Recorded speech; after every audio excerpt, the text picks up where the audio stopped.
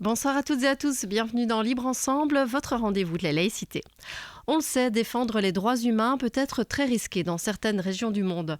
En Belgique, par contre, celles et ceux qui défendent les droits et libertés fondamentales pourraient sembler à l'abri des menaces et intimidations. Et pourtant, plus de la moitié des organisations de défense des droits humains dans notre pays ont déjà subi des agressions, des intimidations et des pressions directes ou indirectes. C'est ce qui ressort d'une enquête menée par l'Institut fédéral de protection et de promotion des droits humains. Et ces intimidations ne sont pas sans conséquences puisque près d'une association de défense des droits humains sur 7 indique qu'elle s'auto-censure par crainte de représailles. On décrypte ces intimidations dans notre émission ce soir. Libre Ensemble, Vinciane Colson, Jacques Nizan. Pour en parler, j'ai le plaisir de recevoir Edgar Schutz, président de la Ligue des droits humains, et Benoît van der Merchen, secrétaire général du Centre d'action laïque. Bonsoir à tous les deux. Bonsoir. Alors on entendra également dans un instant Karine Thibault, directrice générale de la section belge francophone d'Amnesty International. Alors Edgar Schutz, donc on le voit, l'Institut fédéral de protection et de promotion des droits humains a lancé une grande campagne de sensibilisation pour attirer l'attention sur l'importance du travail des défenseurs et défenseuses des droits humains en Belgique, pour alerter aussi sur les menaces, les intimidations que vous pouvez recevoir. Alors justement, au niveau de la Ligue des droits humains, est-ce que ces pressions, ces intimidations, voire ces agressions, vous les rencontrez ? Des agressions, non. Enfin, physiquement, pas de mon vivant, en tout cas. Des pressions et des intimidations, évidemment, et des insultes, beaucoup des insultes sur les réseaux sociaux en particulier. Et dans la société, plus largement, on constate que depuis une quinzaine d'années, droit de l'homiste est devenu une insulte, ce que je n'aurais pas imaginé connaître de mon vivant non plus. Et puis, il y a des choses plus subtiles ou plus pernicieuses, ce qu'on appelle les procédures bâillons, qui concernent plus les organisations environnementales, mais dans la mesure où la Ligue des droits humains est en train de se pencher sur les enjeux droits humains, des questions climatiques et environnementales, ça commence à nous concerner. Si vous voulez vous attaquer à une carbon major, comme on les appelle, eh bien vous risquez fort de vous prendre en retour des procès dans les juridictions que la dite carbon major choisira, et elle choisit en général celles qui lui sont le plus favorables, et donc ça peut avoir des effets, là pour le coup, pas tellement d'autocensure, mais de censure préventive en fait. Il y a eu le cas avec Total en France qui attaque Greenpeace pour un rapport simplement tout à fait argumenté, démontré, fait par des universitaires qui montrent que le bilan carbone officiel de Total n'a rien à voir avec son bilan réel, et Greenpeace est poursuivi. Et ce genre de poursuite rend évidemment particulièrement, plus que prudent, mais timoré potentiellement ces associations. Et c'est peut-être structurellement le plus gros danger que je vois, avec, mais on y reviendra, une forme de polarisation de plus en plus violente du débat public, mais qui concerne un peu tout le monde et pas uniquement les organisations de promotion des droits humains. Mais on le voit, effectivement, ces intimidations juridiques, ça fait partie vraiment des intimidations les plus citées par les associations qui ont participé à cette enquête. Mais alors, la crainte, c'est quoi ? C'est que ces procès, s'engager dans des procès, notamment contre des entreprises, ça coûte de l'argent, ça coûte beaucoup de moyens humains et financiers ? Oui, évidemment. Alors, nous, à la Ligue, on est très privilégiés. On a un contact très, très familier avec le monde des avocats. Et on sait qu'en cas de poursuite en Belgique, en tout cas, on pourra avoir des avocats de très grande qualité à des tarifs très concurrentiels. Mais c'est évidemment loin d'être le cas de la plupart des associations, en particulier les plus petites associations qui ont peut-être moins de culture juridique en général, une plus grande peur de la justice, et on sait bien que la justice non seulement coûte cher, mais est particulièrement lente en Belgique. Donc si vous prenez une procédure bâillon, bien entendu la grosse entreprise multinationale, elle a toutes les réserves qu'elle veut, donc elle n'entame pas les procédures pour gagner, elle entame les procédures pour intimider et pour faire perdre du temps et de l'argent dans un premier temps. Donc oui, ça dissuade.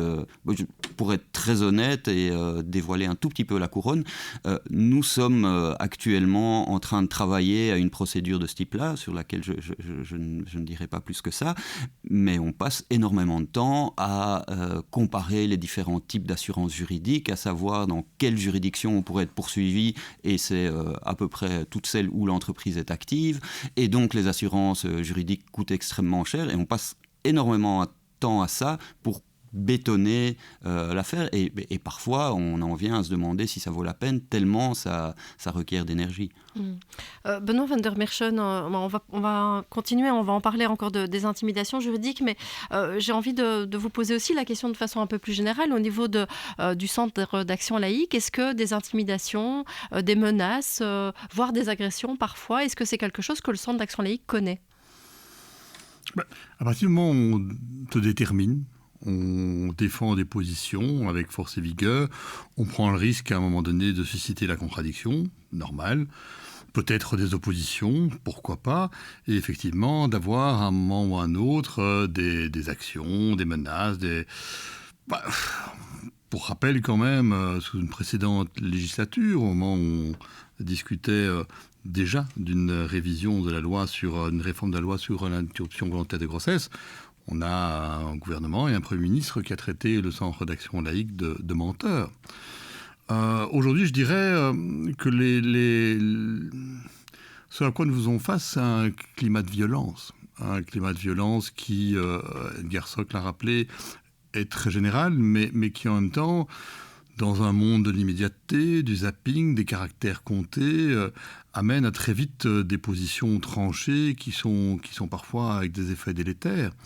Si on pense par exemple à récemment le vote d'un accord de coopération au Parlement de la Fédération Wallonie-Bruxelles sur l'éducation à la vie relationnelle, affective et sexuelle, s'en est suivi une manifestation au Mont des Arts où le Centre d'Action Laïque a été nommément cité comme celui qui est le véhicule d'une culture de mort, parce qu'on défend justement l'IVG.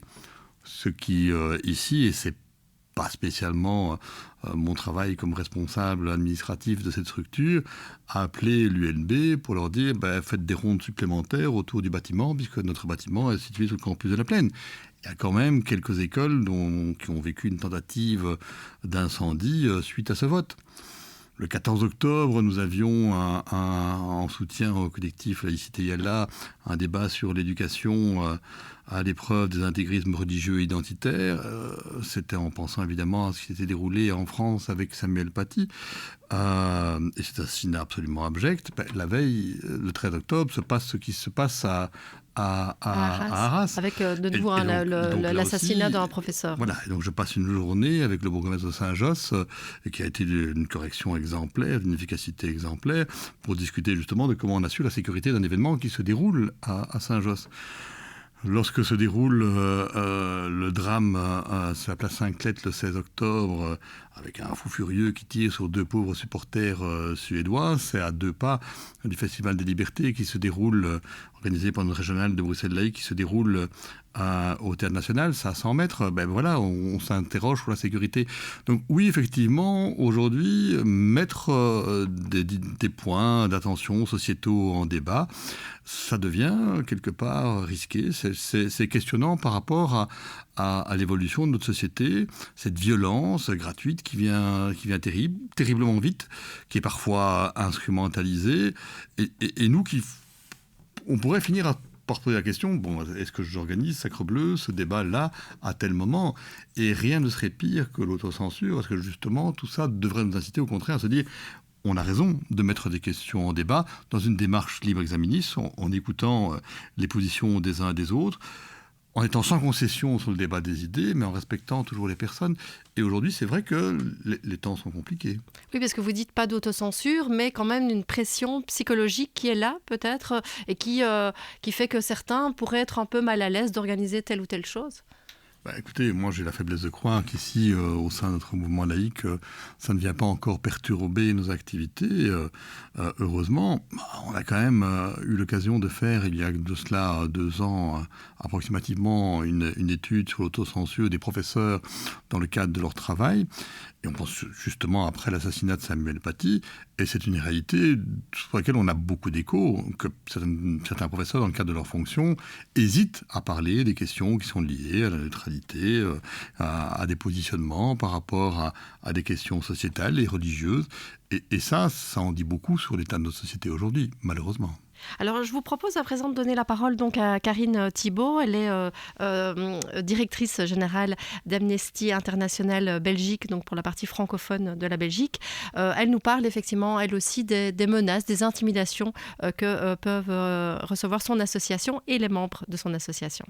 De fait, Amnesty est souvent sous le feu des projecteurs et c'est vrai qu'on a subi des intimidations, pas de judiciarisation, donc pas des intimidations qui ont été jusqu'à l'utilisation de la voie judiciaire, mais très clairement des campagnes de diffamation, des intimidations, ça nous est déjà arrivé plusieurs fois et depuis le 7 octobre, en tout cas, ça s'est exacerbé.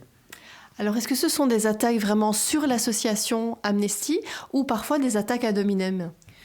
On a les deux, hein. Donc pour détailler, c'est surtout sur les réseaux sociaux sur lesquels on constate qu'il y a des campagnes de diffamation ou d'attaques qui sont structurées puisqu'on voit bien des groupes et pas seulement une seule critique qui apparaît. Et c'est quelque chose qu'on constate un peu partout, hein, qui ne touche pas pour nous que les défenseuses et défenseurs des droits humains. Ça touche de manière très large le champ social et donc les activistes climatiques par exemple et autres. Et donc on constate les deux, ça veut dire des attaques ad hominem, hein, donc qui visent vraiment les personnes qui sont visibles dans les médias ou les personnes qui sont en tout cas à la direction générale et aussi des attaques de l'organisation qui, par exemple, peut se trouver sous les feux des projecteurs, soit sur des campagnes de diffamation, des choses qu'on n'a pas dit. On a, par exemple, des gens qui font des montages sur des choses que j'aurais dites, mais que je n'ai jamais dit. Et malheureusement, ce qu'on constate, et ça, c'est le point principal, c'est qu'il y a très peu de modération de la part des grands réseaux sociaux, particulièrement de X et Twitter, mais encore des autres réseaux, c'est aussi le cas.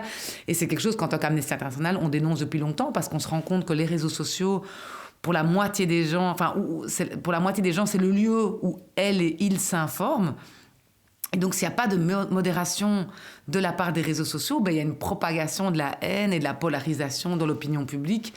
Et donc, se faire traiter d'antisémite, par exemple, ou de raciste, c'est quelque chose qui est devenu très fréquent. Si vous êtes une femme, alors, c'est pas... Moi, je suis juste femme, mais blanche, mais si vous êtes une femme racisée ou même jeune, j'en parlais hier avec une activiste climat, ça va très loin. Ça peut aller vraiment sur votre sexualité, sur des appels au viol, des appels à psychiatriser, des appels au meurtre et des choses comme ça, qui crée quand même un climat pour certaines personnes sur ces réseaux sociaux, qui est un climat d'intimidation, un climat qui fait peur, et évidemment hein, toujours un peu la peur de « est-ce qu'il n'y en a pas un qui passera à l'acte à un moment ?» quoi. Mais du coup, l'impact, c'est quoi ? C'est qu'on a tendance peut-être à s'autocensurer parfois ? Alors l'impact, je dirais qu'il y a à plusieurs niveaux. Il y a des personnes qui peuvent s'auto-censurer. C'est pas le cas d'Amnesty, c'est pas le cas des personnes qui prennent la parole au nom d'Amnesty International, parce que voilà, on sait qu'il faut avoir le courage, la détermination de ses idées. Par contre, je pense que ça crée sur les réseaux sociaux une ambiance qui est quand même peu propice à la liberté d'expression, peu propice à s'exprimer, qui peut amener d'autres activistes, pas forcément Amnesty ou pas forcément moi, à moins s'exprimer ou à se taire. Et ça crée parfois un moment en tout cas, de faire attention, d'avoir une certaine sécurité, que ce soit dans nos bâtiments, par exemple, ou que ce soit une sécurité au niveau personnel, pour vérifier qu'il n'y a pas un moment des personnes qui pourraient aller plus loin que juste des insultes sur les réseaux sociaux. Donc, moi, j'ai eu des gens qui, par exemple, n'avaient pas toujours envie de se retrouver sur une photo avec moi parce que ce serait sur les réseaux, parce qu'ils allaient avoir un nombre de trolls qui allaient suivre après et qui seraient particulièrement virulents. Donc voilà, je pense que là, c'est tout l'enjeu pour moi de la modération sur les réseaux sociaux qui est pour l'instant, pour plein de réseaux, totalement inexistante, et pour un réseau en particulier, carrément presque un choix éditorial de ne pas modérer. Mais j'ai envie de prendre la parole, non pas seulement au nom d'Amnesty, mais au nom aussi de l'ensemble des activistes. Il y a aussi une autre dérive qu'Amnesty n'a pas vécue, mais qui est la judiciarisation des conflits sociaux. Et donc, ça, c'est la poursuite judiciaire, par exemple, des activistes de Greenpeace qui ont été condamnés. C'est, en tout cas, les huissiers de justice qui sont envoyés auprès des syndicalistes qui se battent dans le cadre du conflit de l'Est. Donc, une ambiance dans laquelle on utilise l'appareil judiciaire pour résoudre des questions sociales et des questions d'environnement et autres qui ne devraient pas se gérer au niveau judiciaire. Oui, vous avez parlé de la judiciarisation, mais on sait qu'il peut y avoir aussi des pressions politiques. Est-ce que, par exemple, la loi anti-casseurs, alors qui a été abandonnée finalement, mais est-ce que pour vous, cette loi, c'était une manière finalement d'intimider les défenseurs des droits humains ? Donc la loi anti-casseurs qui est maintenant supprimée, et ça c'est le résultat d'une mobilisation collective avec plusieurs secteurs, posait beaucoup de problèmes. En fait, en soi, je pense qu'elle n'a pas été créée pour intimider en tant que telle les personnes qui sont engagées, mais malheureusement, le contexte actuel de judiciarisation des conflits environnementaux, des conflits sociaux, et aussi les violations qu'elle allait permettre dans sa mise en application, ont fait que pour Amnesty, c'était inacceptable comme loi. Deux éléments, hein. D'une part, le fait que cette loi allait peut-être aboutir à se retrouver dans une situation dans laquelle des gens qui sont engagés pour le climat, des gens qui sont engagés pour la question des inégalités ou d'autres sujets se retrouveraient avec une condamnation supplémentaire d'interdiction de manifester, donc une restriction très importante au droit de protester. Et deuxième élément, le fait qu'on se retrouvait dans une situation où, pour la mettre en place, on va devoir faire soit des contrôles massifs d'identité, soit utiliser la reconnaissance faciale, soit faire des convocations au commissariat comme en France, mais en fait une situation qui allait avoir des impacts sur l'ensemble des gens qui manifestent. Et le fait qu'on ait abandonné cette loi, ça montre quand même que justement les défenseurs des droits humains ont encore du poids aujourd'hui en Belgique. Alors pour nous, c'est une immense victoire. C'est une immense victoire, le fait que ce projet de loi de l'ex-ministre Van Quickenborne soit mis de côté. C'est une immense victoire d'une très large coalition. En fait, la leçon principale à retenir, c'est que les défenseurs, les défenseuses des droits humains, avec les syndicalistes, avec les organisations environnementales, nous sommes capables de peser sur les décisions politiques si nous sommes unis et si nous sommes capables d'utiliser tous les arguments, et chacun avec des arguments différents, auprès des responsables politiques. On a démontré qu'on était capable de montrer qu'en fait, il y avait une chose qu'il fallait protéger dans le contexte actuel, c'est le droit de protester. Et ça, c'est un message que moi, je veux faire passer aussi en vue des élections qui vont venir. On le voit, hein, l'Europe est en train de tourner de plus en plus à l'extrême droite.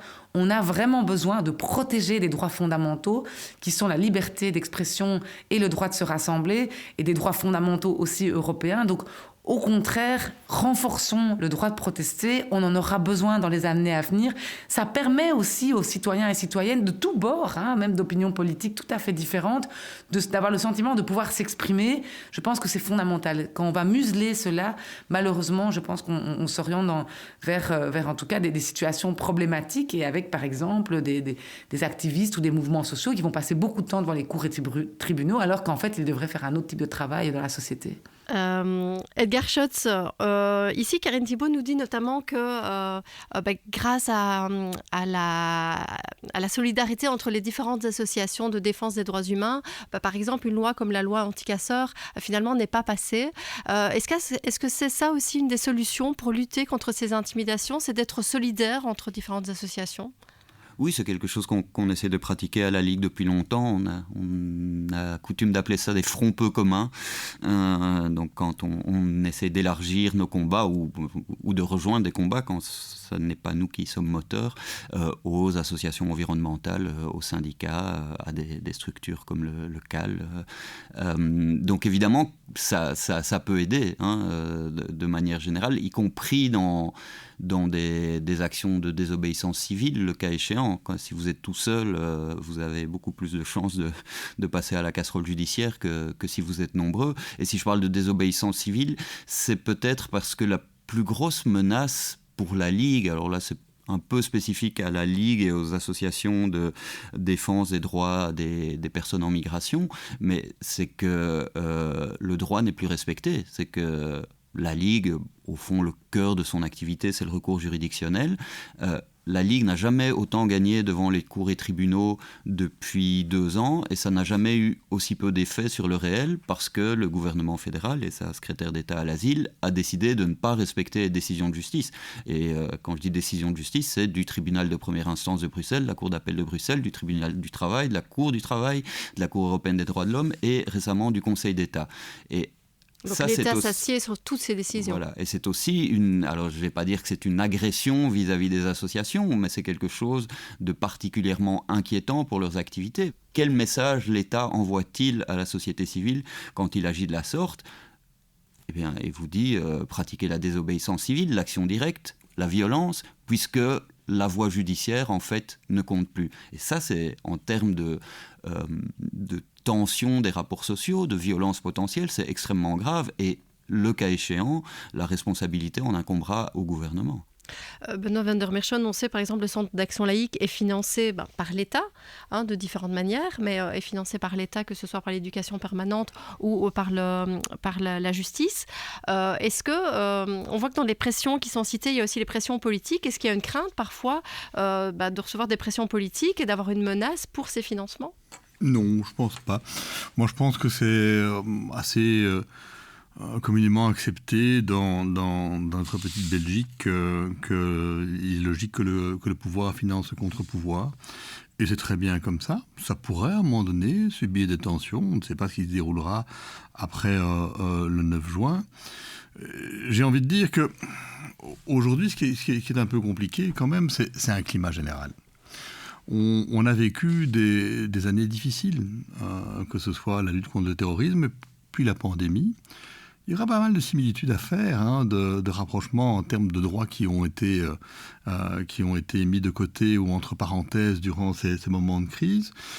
Moi, ce qui, quelque part, m'interpelle, c'est qu'on a habitué la population à une gestion verticale de la crise. Ça vient d'en haut, clac, c'est imposé, et les amis, c'est comme ça que ça roule et pas autrement. Et comme si, dans des périodes de crise, toute puissance à l'exécutif et le législatif, la contestation judiciaire, c'est de côté, les mains dans le cambouis et on verra après. Ça peut avoir une influence délétère. D'abord, je pense que pendant la période de Covid, on a été d'une passivité de manière globale qui ne peut pas ne pas interpeller. Et si je peux me permettre, tout ça au nom d'une efficacité toute relative. Parce que la gestion du Covid, aussi verticale qu'elle ait été, n'a pas du tout été efficace et rien ne dit qu'elle n'aurait pas été plus efficace si une vraie délibération au Parlement avait eu lieu et si on n'avait pas muselé toutes les voies institutionnelles d'élargissement du débat. Désolé de l'interruption. Non, mais Edgar a raison. Moi aussi, durant cette période, j'aurais apprécié d'être traité comme un adulte responsable, d'avoir l'occasion de débattre. Et en même temps, je ne suis pas aux manettes, je ne sais pas comment les choses se déroulent et quelle est l'urgence par rapport à des pressions que l'on peut avoir. Mais ici, attention, dans une espèce d'accoutumance à oui, on peut renier les libertés d'une manière ou d'une autre. Parce que la conséquence de cette attitude, c'est que ça ne met plus la liberté comme l'alpha et l'oméga des politiques que l'on doit mener, mais ça fait de la sécurité une espèce de but en soi. Et là, on inverse ce qui devrait être la priorité d'un état de droit. Et aujourd'hui, je pense justement, on le sait bien, le monde dans lequel on est instable, avec des crises multiples, des guerres qui se rapprochent de plus en plus, des importations, des conflits, des problèmes liés à une précarisation galopante. On sait bien qu'une espèce de contestation, ou en tout cas de discussion des politiques, elle va être là. Et donc, je pense que moi, ce qui fait la force d'une démocratie, ce qui fait sa fierté aussi, c'est de pouvoir accepter les voix dissonantes, qui sont peut-être celles qui repoussent un petit peu plus loin les limites du licite, qui permettent de se questionner. Et donc, je pense que dans le monde dans lequel on est en 2023, la parole des défenseurs des droits humains de manière générale, elle est importante.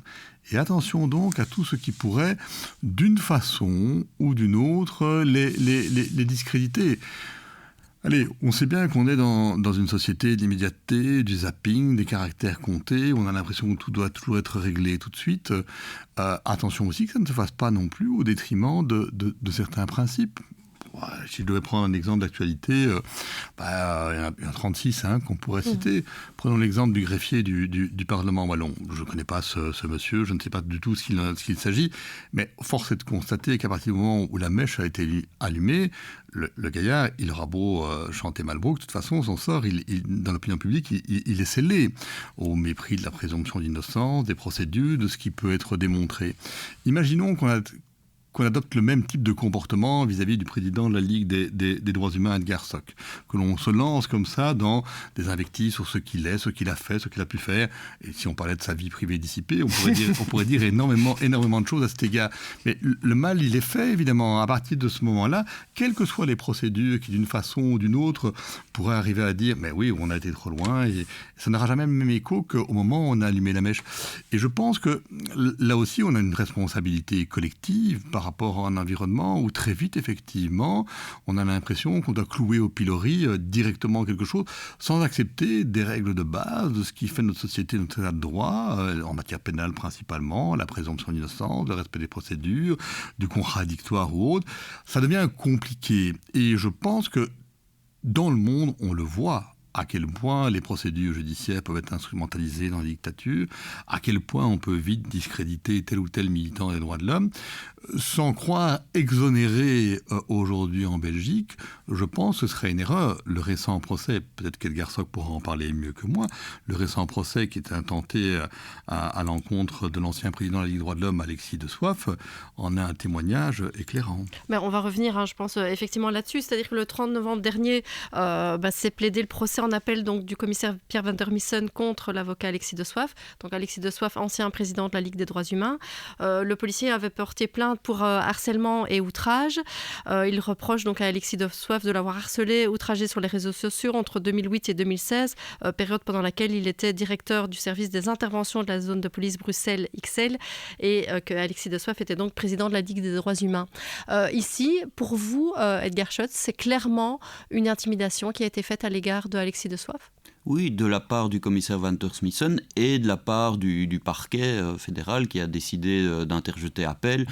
Et je suis désolé de devoir le dire comme ça, mais dans la mesure où le parquet collabore quotidiennement et a besoin du travail des policiers, je pense vraiment que c'est là qu'il faut aller chercher la cause de cet appel et ça n'est vraiment pas à l'honneur du parquet. Et ça, c'est clairement là une forme d'intimidation. Dans ce qui est arrivé à la Ligue, par rapport à la première question que vous posiez, c'est probablement ce qui est de plus grave. Et en plus, ça vise une personne en tant que telle, même pas l'association. Donc Alexis est amené à devoir dépenser des frais pour sa défense, etc. Le mandat est bénévole et en plus, ça vous coûte de l'argent de l'exercer parce que vous êtes attaqué par un commissaire de police que vous êtes d'ailleurs loin d'être le seul à avoir attaqué et qui finalement a été mis dans un placard doré parce que les abus ont été reconnus par sa hiérarchie.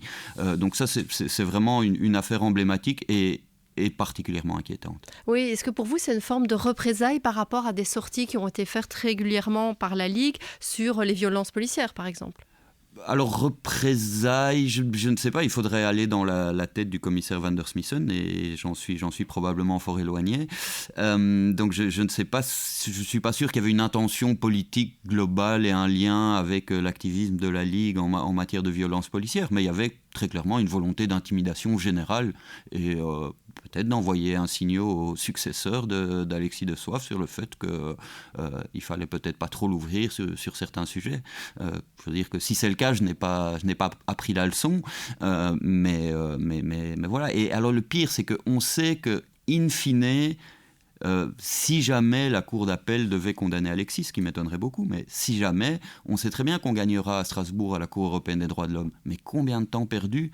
Et donc là, on est dans quelque chose qui ressemble à une procédure Bayon, d'une certaine façon. Alors, on l'a dit, c'est une année électorale qui arrive avec des résultats qui sont très incertains. Alors, comme à chaque fois qu'il y a des élections, on a envie de dire, mais peut-être que cette année particulièrement, on sait que l'extrême droite est quand même proche. Est-ce que pour vous, ces risques d'intimidation, d'agression, de pression, est-ce qu'ils vont s'accentuer ? Ils risquent de s'accentuer dans les prochains mois ? Alors, on sait que les mandataires politiques sont particulièrement chatouilleux au moment des élections, donc je ne suis pas sûr qu'on va avoir plus d'intimidation, mais certainement plus de rappel à l'ordre, de coups de téléphone un peu fâchés, mais bon... Voilà, ça c'est de bonne guerre, j'ai envie de dire. Tant qu'il n'y a pas de menace de chantage au subside ou de procédures de ce type-là, ça n'est pas un problème. Après, il faudra voir quel est le résultat des élections. Alors autant en Wallonie et à Bruxelles, je ne suis pas trop inquiet de la présence de l'extrême droite, autant en Flandre, ça risque d'être autre chose. Et c'est là que le non-respect des décisions de justice est encore plus inquiétant. Quand le Vlaams Belang est aux portes du pouvoir et que vous ne respectez pas les décisions de justice, vous aurez beau jeu de venir pleurer quand lui-même ne le fera pas, le cas échéant, s'il arrive au pouvoir. Ouais, donc le fait qu'aujourd'hui l'état de droit ne soit pas respecté dans ces procédures... On lui donne le mode d'emploi en fait. Peut-être juste une dernière réaction là-dessus, Benoît van der Merchon, sur cette année qui arrive et ce résultat qui risque d'amener l'extrême droite au pouvoir.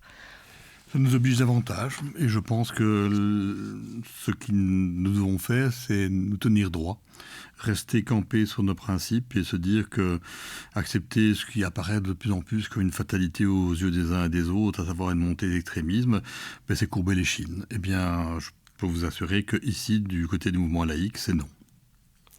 Merci beaucoup à tous les deux. Merci donc Benoît van der Merchon, secrétaire général du Centre d'action laïque, et Edgar Schott, donc président de la Ligue des droits humains. Et merci aussi à Karine Thibault d'Amnesty International. Merci à vous de nous avoir suivis. Une belle soirée à tous. Au revoir.